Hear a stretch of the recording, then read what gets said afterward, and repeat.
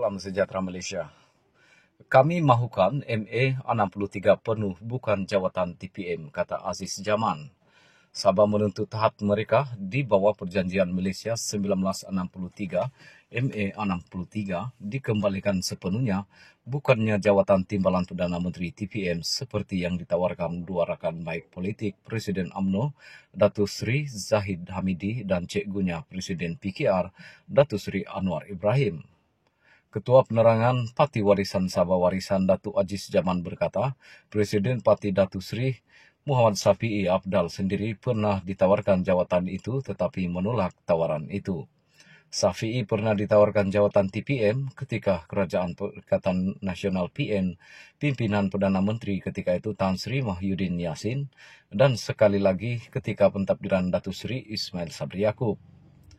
Apa yang dimahukan oleh rakyat Sabah dan Sarawak seakan ialah pelaksanaan segera dan penuh MA 63 yang telah dipersetujui satu masa dahulu di kalangan Sabah, Sarawak dan Persekutuan Tanah Melayu ketika pembentukan Malaysia. Tiada lagi penangguhan, cukuplah. Kita tidak mahu lagi mendengar beberapa seri rundingan melalui jawatan kuasa yang tiada titik resolusi, dan kita tidak mahu lagi mendengar pelbagai alasan seperti menunggu sehingga kedudukan keuangan kerajaan pusat kukuh, barulah MA 63 boleh dilaksanakan. Ini kerana kedudukan keuangan pusat kerajaan tidak ada bertambah baik dan mengambil kira salah laku dan rasuah, salah guna kuasa dan kronisme yang berlaluasah di negara ini.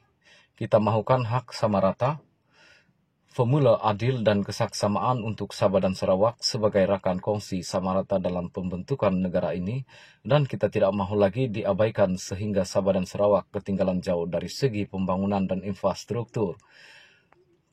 Kenyataan dibuat selepas Zahid yang juga pengerusi Barisan Nasional BN menawarkan jawatan TPM kepada Sabah dan Sarawak serta satu bagi Semenanjung sekira gabungan itu menang pilihan raya untuk PRU 15 19 November depan.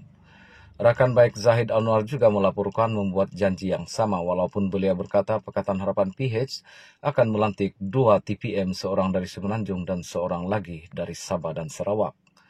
Aziz merupakan mempersoalkan sama ada kewujudan jawatan sedemikian untuk Sabah dan Sarawak bermakna pemimpin dari kedua-dua wilayah itu tidak boleh atau tidak akan memegang jawatan Perdana Menteri PM pada masa hadapan.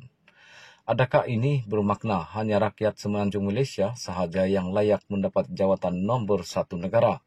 Apakah makna Sabah, Sarawak dan Malaya sebagai rakan kongsi yang sama dalam Persekutuan Malaysia jika jawatan Perdana Menteri hanya dihaskan untuk Tanah Melayu? Adakah mereka fikir rakyat Sabah dan Sarawak bodoh? Aziz menegaskan bahawa rakyat Sabah tidak mahu gula-gula pilihan raya umum dengan sedikit atau tiada apa yang dicapai dalam perkara berkaitan hak, kepentingan dan kedaulatan Sabah dan Sarawak seperti yang dinyatakan dalam MA 63. Beliau mengimbau ketika pilihan raya kecil Parlimen Kimanis pada Januari 2020, Zahid pernah berjanji bahawa tuntutan Sabah dan Sarawak dalam MA 63 akan dilaksanakan 100% jika BN menawan semula kerajaan pusat. Apa dah jadi dengan janji? Mana perginya janji-janji itu? Aziz berkata Lim Guan Eng juga telah berjanji sebelum PRU 14 bahawa MA 63 pembayaran 20% royalti minyak dan pemberian khas 40% hasil negeri yang dikutip Kerajaan Persekutuan akan dilaksanakan sekiranya PH berjaya mengambil ahli tampuk pemerintahan negara. Tetapi janji hanyalah janji. Apabila Lim Guan Eng menjadi Menteri Keuangan, dia mungkir janji kepada rakyat Sabah dan memberi alasan kerajaan pusat tidak dapat menunaikan janji itu kerana beban hutang yang ditinggalkan kerajaan terdahulu.